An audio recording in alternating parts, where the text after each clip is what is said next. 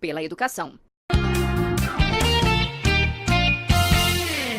Dando prosseguimento ao nosso programa de hoje, eu tenho uma grande satisfação de receber no nosso programa o meu amigo competente, advogado Djalma Pinto. O Djalma foi escolhido na nossa promoção que nós fizemos da escolha dos destaques do direito do Ceará.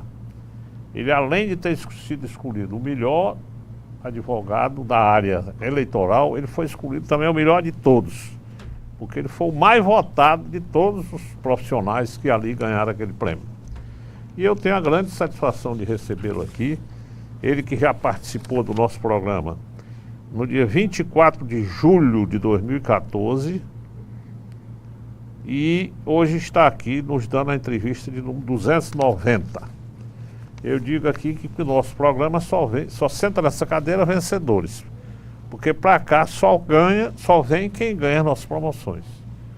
E o nosso Djalma Pinto já ganhou a nossa promoção e satisfação ele estar aqui hoje. Djalma, um prazer muito grande recebê-lo aqui. Você é uma das pessoas mais requisitadas aí pela imprensa do Ceará. Eu sempre o ouço e o vejo nas várias emissoras de rádio e televisão, onde você é chamado para opinar. Prazer, Djalma. Prazer muito grande estar novamente aqui no seu programa. Doutor Djalma, nós estamos numa situação do Brasil complicada, né? Eu acho que eu estou com 70 anos de idade, nunca tinha visto uma situação tão complicada como a nossa, e eu acho que realmente nunca houve, né? E eu queria analisar com você hoje aqui dois assuntos que estão em pauta bem no momento. Primeiro é a questão do Lula. O Lula foi julgado em primeira instância, né? E o juiz Sérgio Moro pediu a sua condenação. Então, meu irmão, eu queria que você analisasse agora aqui com a gente quais são as próximas fases desse processo do Lula. Olha, em primeiro lugar, o Brasil tem a sorte de ter um magistrado com perfil do juiz Sérgio Moro, um jovem comprometido com o interesse superior da coletividade, comprometido com a aplicação da lei de forma impessoal, que o Brasil não conhecia esse modelo, essa escola de juízes comprometidos realmente com a aplicação efetiva da lei. Essa impunidade que a marca na nossa sociedade é decorrência de uma certa tolerância em relação aos detentores do poder político e detentores do poder econômico. Isto está sendo rompido no século XXI pela geração de procuradores e geração de grandes juízes, entre os quais o doutor Sérgio Moro. O que aconteceu foi o seguinte: a classe política, os políticos estavam acostumados a adotar determinada postura, isso a nível de partido PSDB, PT, PCdoB, todos os partidos assimilaram uma cultura patrimonialista de usar o poder para enriquecimento. Chegou uma hora em que essa nova geração que teve acesso aos cargos por concurso, pela meritocracia, por concursos sérios, e essa geração está buscando aplicar a lei. Então, como disse um procurador italiano, você não pode culpar o médico que diagnosticou o tumor que você tem. O paciente tem o tumor, tem um câncer, ele não pode culpar o médico que descobriu. Ele tem que reconhecer que, no caso do direito criminal, foi o réu que provocou aquilo tudo. Certo. Ele tem ampla defesa, tem contraditório assegurado. Então, no caso do ex-presidente Lula, o juiz Sérgio Moro se valeu de prova pericial, prova documental, prova testemunhal, confissão de delatores que participaram, aqueles caras que participaram efetivamente da ilicitude. Então, não tinha outra opção. Ele aplicou a lei e o que é lamentável é que, ao invés da defesa se reportar aos fatos, se defender como se espera, fica criticando o magistrado, dizendo que vai prender o juiz, dando um péssimo exemplo, porque amanhã os traficantes, as pessoas que estão envolvidas com o crime organizado, também tentarão molestar os seus julgadores, intimidar as autoridades. Vão tentar sentir com esse direito, né? Claro, se o ex-presidente se sente com a prerrogativa de atacar o magistrado, imagine o pessoal do crime organizado. Então isso é uma coisa muito triste. Agora, ele vai ser julgado na primeira instância, na segunda instância vai recorrer. O fato é que, não, o Lula vai ser candidato, ele não vai poder ser candidato, Roberto, porque mesmo que a lei da ficha limpa, que foi mutilada pelos deputados e senadores que alteraram um projeto de iniciativa popular, que o povo, quando fez o projeto de lei 158, que resultou na lei da ficha limpa, projeto de lei de iniciativa popular, estabeleceu, a população exigia que a inelegibilidade ficasse configurada com o recebimento da denúncia por órgão judicial colegiado. Eles mutilaram, colocaram com condenação por órgão judicial colegiado. O problema é que, se o presidente Lula quiser disputar o cargo de presidente de novo, ele tem um obstáculo intransponível que está na Constituição. A Constituição não admite que um cidadão com denúncia recebida ele tenha acesso ao cargo de presidente. Por isso que, por exemplo, o presidente Temer, se houver o recebimento da denúncia pelo Supremo após a autorização da Câmara, ele tem que se afastar do cargo por 180 dias, porque é incompatível com o exercício do mandato a presença no poder de um cidadão denunciado com denúncia recebida. Imagine um condenado. Como é que você vai admitir que um condenado pela justiça, seja em primeira instância, seja em segunda instância, venha a exercer o cargo de presidente? Isso é incompatível com a essência da Constituição, que consagra o princípio da moralidade administrativa, da probidade, e exige, inclusive, o exame da vida pregressa para quem busque postular o mandato. Certo. Mas aí eu lhe pergunto, doutor Djalma, e aí qual é a previsão, qual é a sua previsão de que ele será julgado em segunda instância? Ele vai ser julgado porque o tribunal lá do Rio Grande do Sul tem julgado com certa celeridade. E se você examinar a sentença, os fundamentos, os fatos elencados e documentados, como é que aquele tribunal vai desmanchar essa sentença? Vai reformar? Foram argumentos com base na prova coletada. Não foi só em delação, a delação foi só para complementar, fechar o acervo de documentos que estão disponibilizados no processo.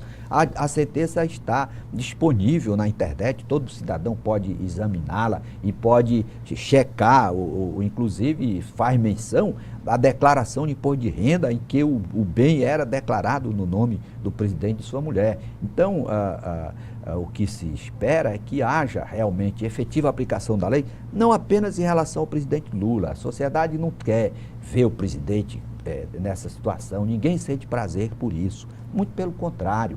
A sociedade brasileira, a população, ela teve muita expectativa e exaltou o presidente Lula. Muita gente queria vê-lo, e como Nelson Mandela, como um ícone, como um símbolo para a nação. Infelizmente, ele estragou esse capital, ele que deteriorou esse capital. Não foi Sérgio Moro, não tem culpa disso, os procuradores não têm culpa disso. Quem foi se cercar desses camaradas que estão fazendo delação, Eike Batista, esse cara da OAS, o Marcelo Odebrecht, que isso foi amizade construída ao longo do poder. Ninguém tem culpa disso. Foram opções com base na certeza da impunidade. Quer dizer que você acha que ele só será candidato se não houver o julgamento em segunda instância? Porque se houver, dificilmente ele deixará de ser condenado. Se ele for absolvido, evidentemente que ele não tendo condenação, ele não poderia ser candidato. Agora, o cidadão condenado na primeira instância, candidato a presidente da República, você imagina como é que essa República vai ter, qual a consequência para essa República? Uma sociedade em que ninguém pode andar na rua, você não pode atender um celular, não pode andar no ônibus, porque está se desmanchando em violência, em desrespeito ao patrimônio, desrespeito à integridade física, mortes e homicídios todo dia em escala assustadora. Então, isso reflete, porque essa situação de instabilidade social grave e de violência é consequência, Roberto, da atuação dos detentores do poder, que dão mau exemplo. Uma sociedade é como uma família. Se o pai dá mau exemplo, a mãe dá mau exemplo, os filhos vão seguir isso. Assim também é a comunidade. Se os líderes políticos estão envolvidos com a prática de crime, os exemplos negativos deles se projetam na juventude, que não tem motivação para respeitar a lei, apostando sempre numa busca de isonomia na impunidade. Certo. Quer dizer, então, que a única alternativa seria se conseguissem protelar o adiamento. Eu não diria nem que protelar, porque eu teria que ser absolvido, né? Ele teria que conseguir uma absolvição no tribunal, porque eu particularmente acho que o Brasil tem que evoluir. Nós temos que compreender, dar efetividade àquilo que está posto na Constituição.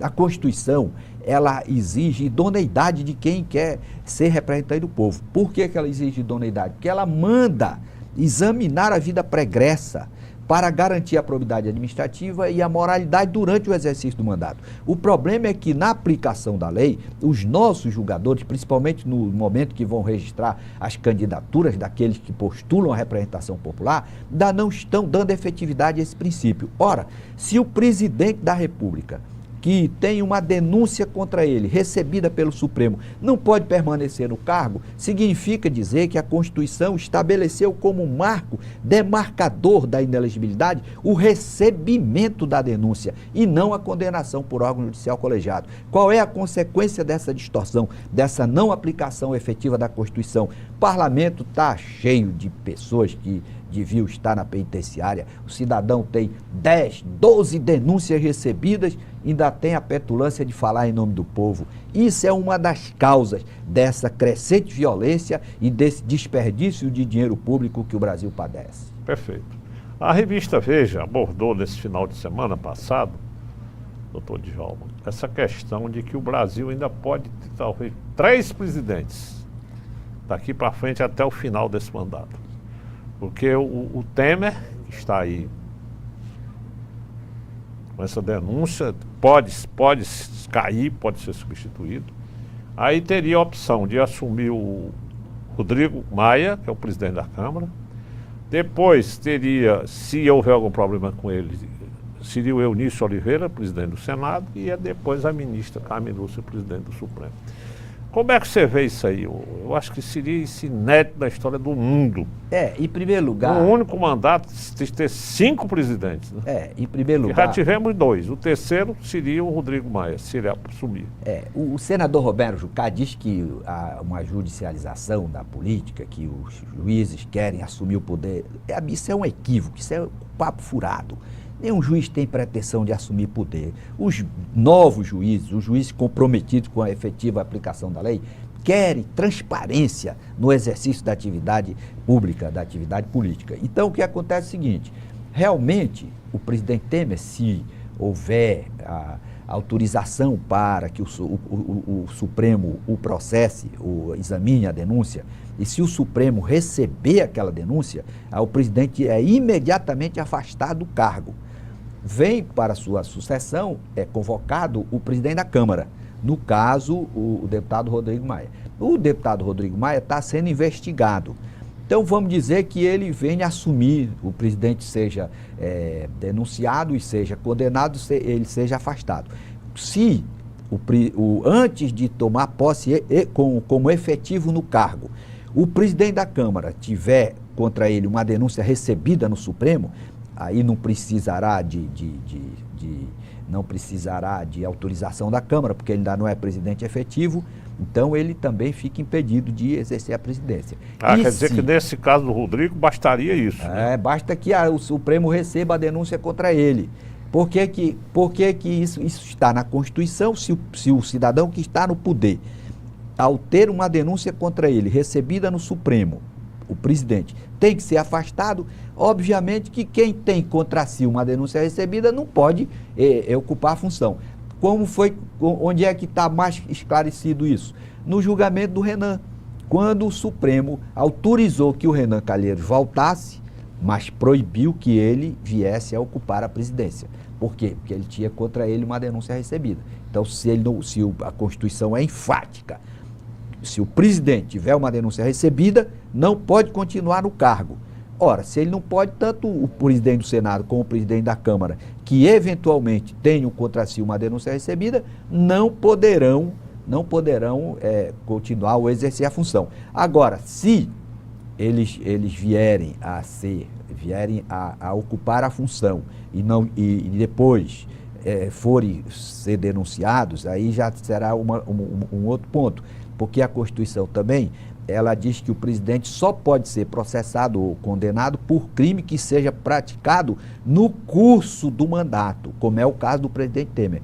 Como esses atos que são imputados ao presidente da Câmara e ao presidente do Senado são anteriores à eventual ocupação da presidência da República, então, se eles forem denunciados depois de estarem ocupando eventualmente a presidência, aí eles poderão continuar exercendo o cargo. Então quer dizer que nesse caso, aquela hipótese que foi levantada pela revista Veja no fim de semana passado, então é mais difícil então de acontecer, né? Porque aí teria que haver, no caso, a denúncia contra o Rodrigo Maia e a denúncia teria que ser imputada a ele depois que ele está no cargo. Exatamente.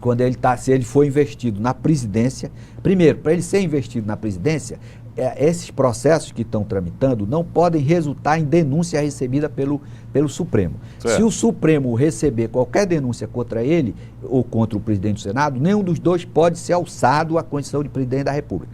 E uma vez, se não existirem essas denúncias, se qualquer um dos dois for investido na função de presidente, esses crimes que estão agora sendo apurados não motivarão a sua exoneração ou destituição do poder, porque eles só podem ser processados por crimes ocorridos durante o exercício do mandato. Então agora eles podem, que eles não são presidentes, mas qualquer um dos dois que seja investido na função de presidente só poderá ser processado por crime que venha a praticar no exercício da presidência, como é o caso, lamentavelmente, do presidente Temer, que o crime que é atribuído a ele ocorreu durante o exercício do mandato de presidente da República. Certo, mas então nesse caso eu acho que aí é mais difícil, que é mais complicado, porque não haveria, eu acredito que não haveria um problema já com o Rodrigo Maia e depois com o Eudício Oliveira, porque se houver algum problema, teria sido antes deles assumirem o cargo. Correto, então para eles não assumirem, qual é a perspectiva, qual é a possibilidade? É que haja uma denúncia contra eles recebida agora. Se está sendo apurado lá o processo, se eles forem denunciados e o Supremo receber a denúncia, nenhum dos dois poderá ser alçado à condição de presidente da República. Então eu acho que essa matéria que a revista Veja fez, ela exagerou um pouco, né? Eu acho que querendo dizer que era possível chegar a 5 pessoas a assumir o cargo, mas aí eu acho que nesse caso é uma possibilidade muito remota. Remota, e o que ela deixou claro foi o seguinte, que o poder está sendo exercido por pessoas que não têm compromisso com a coisa pública.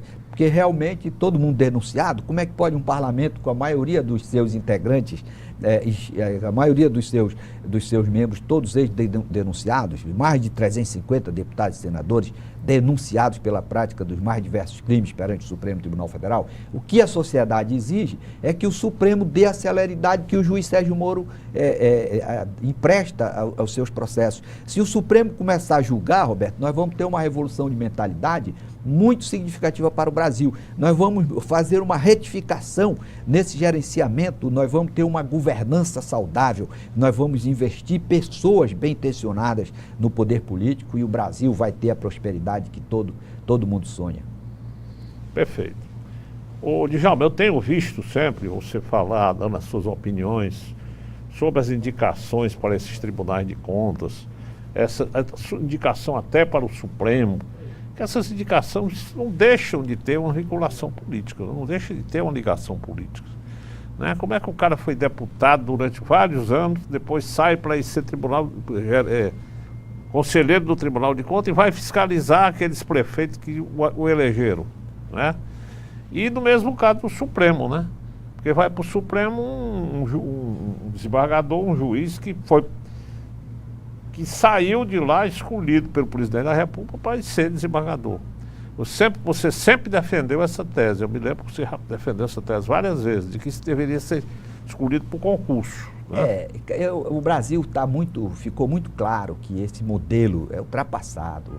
Tem que ter espírito público. Acho que a universidade tem que começar a questionar a formação das pessoas para exercer o poder. Nos outros países do mundo, como é que é feita essa escolha? Também o americano, o presidente tem a liberdade de indicar. O problema é o seguinte, que tem uma consciência já Quer dizer que esse problema não é só no Brasil? Não, o problema do Brasil é porque é o seguinte, o cidadão é investido no poder, aí a pessoa que o nomeou é como se fosse a titular do cargo, ele fica prestando reverência, ele fica dependendo, como se tivesse um favor, que ele todo tempo, aí o cara vai pedir, vai indicar e tudo, fica exigindo, cobrando e tal, ele fica subordinado, cria uma subordinação, embora não seja explícita, mas é um negócio deprimente, que o próprio nomeado, ele se sente como se fosse um ingrato, se ele fosse julgar contra o interesse de quem o nomeou. Entendeu? Uma cultura distorcida que precisa ser mudada. Mas por conta dessas modificações, dessa mudança de mentalidade na sociedade brasileira, já há um projeto de emenda constitucional para limitar o período de duração da permanência do ministro da Suprema Corte para 10 anos. Mexer na forma de investidura e também encurtar, fazer, o cargo não seria mais vitalício, seria apenas por mandato. E é uma providência, Roberto, muito razoável. Por quê? Porque o Supremo, a maioria do Supremo, ela julga. O ministro do Supremo não é só um julgador, ele é um legislador ativo. Ele edita normas.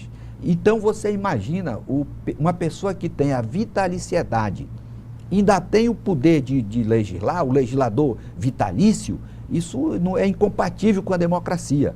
Então está chegando, a sociedade está amadurecendo e percebendo que há necessidade de se estabelecer uma contenção desse poder.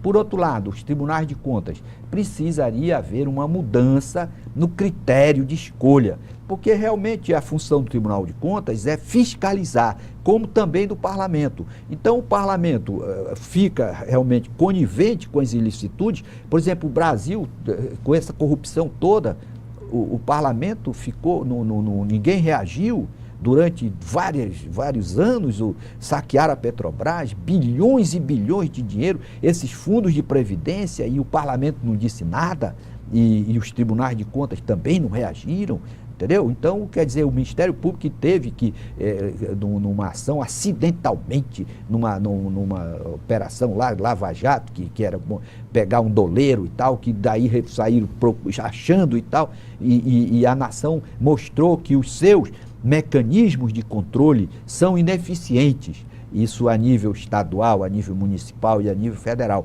Então há necessidade urgente de uma modificação na Constituição para a investidura nesse cargo de conselheiro do Tribunal de Contas ser uma maneira mais efetiva, mais proveitosa para a sociedade e não apenas para a satisfação de interesses políticos daqueles que estão vinculados a pessoas que detêm o poder. Mas, doutor Djalma, me diga uma coisa, tem algum país do mundo em que essa indicação desses ministros, são feitas através de concurso ou que não seja indicação do presidente? Não, o concurso, Roberto, o concurso é uma forma democrática, meritória, a meritocracia prevalece. Agora também um concurso precisa de uma outra, de um plus, o psicotécnico. Porque o cidadão pode ser o cara mais inteligente da sua cidade, mas ter algum distúrbio psicológico, aí você entrega poder demais para ele, entendeu? Então também tem esse lado que nós precisamos burilar, principalmente para investidura no cargo de policial, por exemplo. Você imagina o psicotécnico, o psicólogo considera a pessoa inapta para exercer aquela função, mas ele não disse por quê, ele não vai dizer que o cara é esquizofrênico e tal. Então nós temos que aprimorar esses critérios de nomeação, seja no concurso público e seja também nessas investiduras, dessas nomeações, esses cargos de nomeação de quem detém o poder político. De um modo geral, a democracia permite que aquele que foi eleito pela maioria do povo, indique aquelas pessoas para os cargos de ministro da Suprema Corte, inclusive nos Estados Unidos. A diferença é que, desde a faculdade, o cidadão tem a consciência de que ele tem que prestar conta dos seus atos e que ele deve satisfação à população, e qualquer irregularidade vai haver punição. É a certeza da sanção que faz a diferença nos países que adquiriram prosperidade pelo zelo da coisa pública. Porque o homem, de um modo geral, ele tem propensão a praticar ilicitudes. Se ele estiver envolvido numa cultura de impunidade, aí essa distorção se maximiza. Nos países desenvolvidos que conseguiram otimizar os seus recursos, o que é que acontece? É a certeza da sanção que desestimula na população o descumprimento da lei. Então, qual é o nosso problema de corrupção no Brasil? É porque nós temos uma cultura patrimonialista de usar o poder em benefício próprio sem consequência alguma. Não há sanção. O cidadão, a regra do passado, ingressava no cargo público, pobre, saía o homem mais rico da sua cidade. Aí todo mundo ainda ia reverenciar a pessoa, convidar para ser padrinho de casamento. Isso. Ele era motivo de referência de todo mundo tomar como paradigma. É isso que está mudando o Brasil. Essa geração de Sérgio Moro, de procuradores, está mostrando ao Brasil que realmente a função pública é um instrumento para você servir a coletividade e não servir o seu próprio interesse. E aqueles que ousaram usar o poder para desviar dinheiro público, agora estão se submetendo ao império da lei com impessoalidade. Esse é o quadro que tem levado empresários que estavam naquela cultura do passado, executivos, grandes executivos, que assimilaram aquela cultura, que era a cultura do mercado, como eles dizem, que agora estão pagando um preço muito caro. E as delações estão ocorrendo exatamente porque ninguém quer ser mais o Marcos Valério, que foi um cara que pagou o pato sozinho, enquanto os agentes políticos ficaram beneficiados com punições muito mais leves. Quer dizer que, sem dúvida nenhuma, doutor Djalma, o Sérgio Moro vai marcar a história do país, né? Como uma mudança de mentalidade, né? Eu diria, Roberto, que o Brasil, em 517 anos, conseguiu produzir um homem que tem a essência da impessoalidade, compromisso com a igualdade, sabe o que é a finalidade da função pública. Ele é o cara do Brasil, ele representa uma nova geração que vai dar ao Brasil a sua prosperidade, vai colocar o Brasil realmente num patamar de nação civilizada. Eu não tenho dúvida nenhuma quanto a isso. Que beleza. Meu irmão, infelizmente o nosso tempo passou, mas eu queria colocar nossas câmeras à sua disposição para você acrescentar alguma coisa mais que você queira e dizer da nossa esperança. Nós vamos ter eleição agora no próximo ano, né?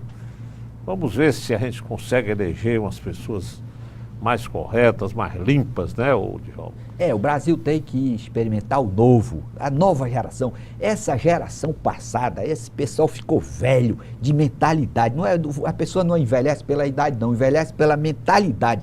É principalmente aquela mentalidade patológica de usar o poder para se beneficiar, para nomear filho, nomear mulher, para nomear parente e ficar fraudando licitação. Nós temos que ter uma sociedade igualitária, temos que pegar algumas ideias do pessoal da esquerda e algumas ideias do pessoal da direita, a forma de gerenciar e pegar a forma de distribuir as riquezas, que a esquerda busca de forma permanente, embora de maneira ineficaz. Nós precisamos de uma conciliação para buscarmos novos modelos de educação das nossas crianças, inclusive formando as mães. Eu acho que a sociedade tem que ter preocupação como é que as mães estão educando seus filhos, porque não é possível, todo mundo quer ser ladrão, você não pode andar no ônibus, rapaz. Você vai em qualquer canto, o cara está tomando seu celular, querendo matar você por causa dos seus bens. Isso é sinônimo de patologia. Então nós temos que enfrentar isso. Como? Trazendo gente nova para exercer os cargos relevantes da República, pessoas que tenham espírito público, compromisso com o bem comum. Perfeito. Doutor Djalma, meu irmão, fiquei muito feliz, muito obrigado aqui pela sua presença. Prazer. Você enriqueceu sempre que vem aqui no nosso programa. com essas suas mensagens. Você, há muito tempo você vem dizendo isso. E eu sinto você feliz quando aparece um Sérgio Moro, né? Que realmente está mudando completamente a mentalidade desse país. Muito obrigado pela sua presença. Aos telespectadores, muito obrigado pela audiência. Esse programa aqui vai ao ar no domingo, às 19 horas, reprisa na segunda-feira, às 18 horas, reprisa na sexta-feira, às 15 horas. Vamos colocar essa entrevista do meu amigo Djalma no YouTube para todo mundo. Um grande abraço a todos e até a próxima semana.